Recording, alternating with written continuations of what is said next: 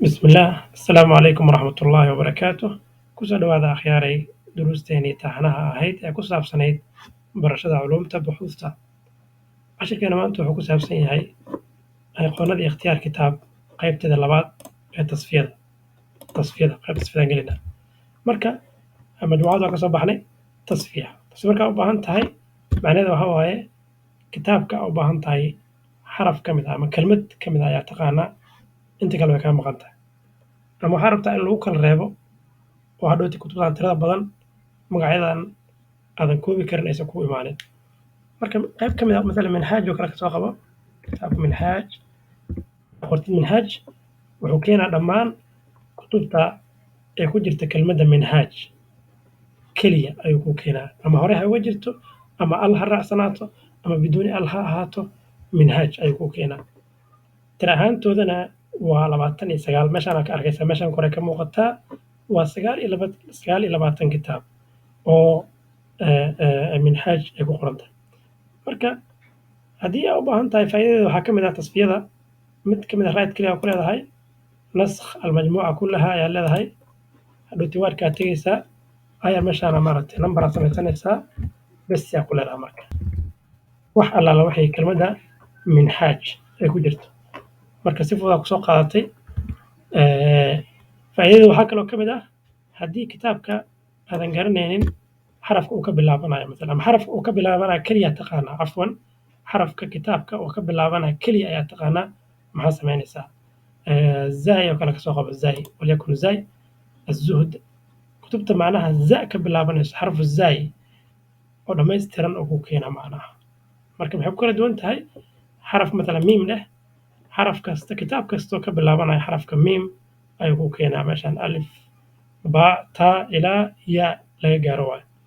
marka kitaab ya ku dhufo kitaab kastoo ya ka bilaabanayso ayuu ku keenaa marka tii hore waxay uga duwan tahay haddii inta ya aan ku qoro macnaheedu waxaa waaye ya-da horey ha uga jirto ama gadaal ha uga jirto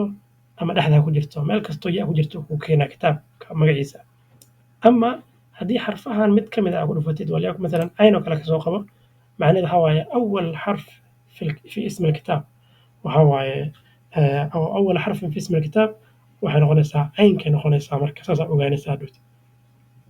faa'iidadeeda waxaa ka mid ah marka tasfiyada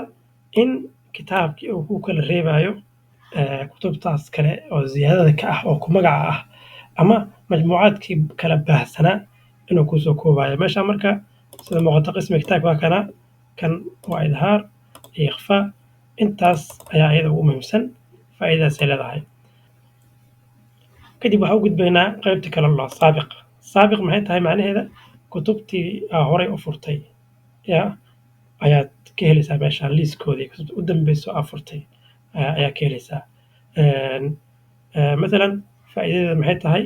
waxaa ugu muhiimsan kitaabka ayaad furtay kitaabkii magaciisii ma xasuustid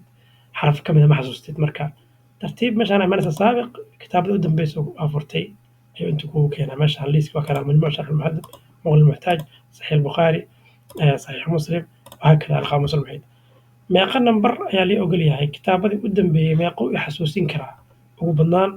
waa 255 waaye 255 kitaab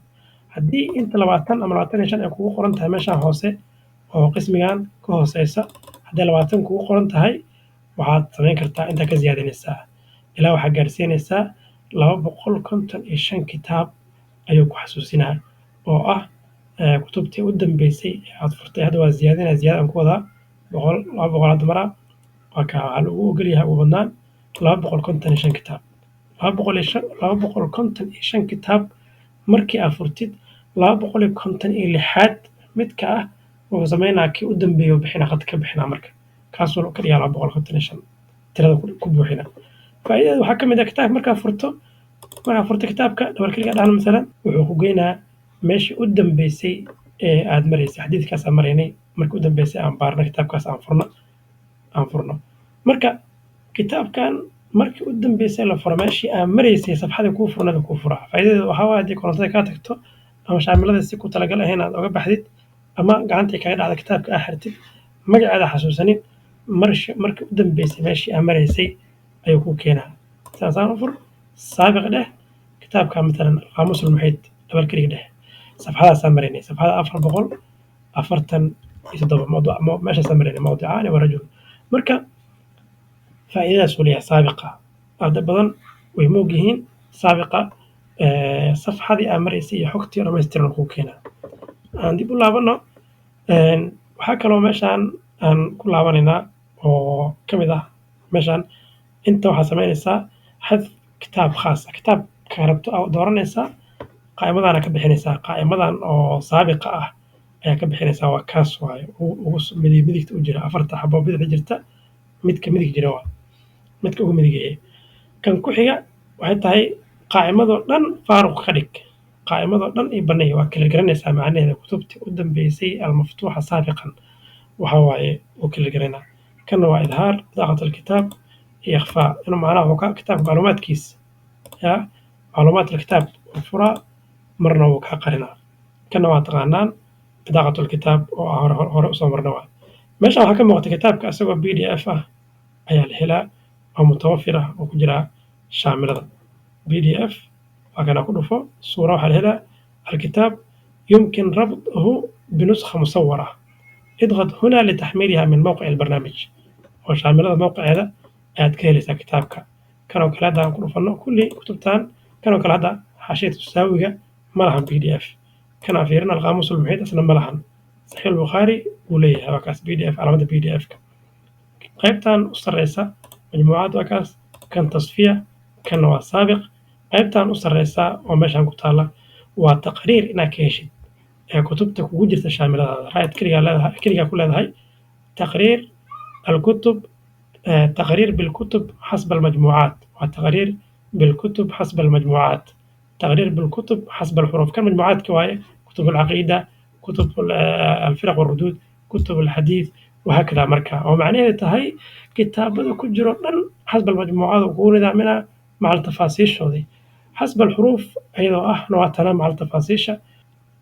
قائمة سريعة بالكتب حسب المجموعات معناه هو كتبta kugu jirta shaamilada oo idil ayuu kuu nidaaminaa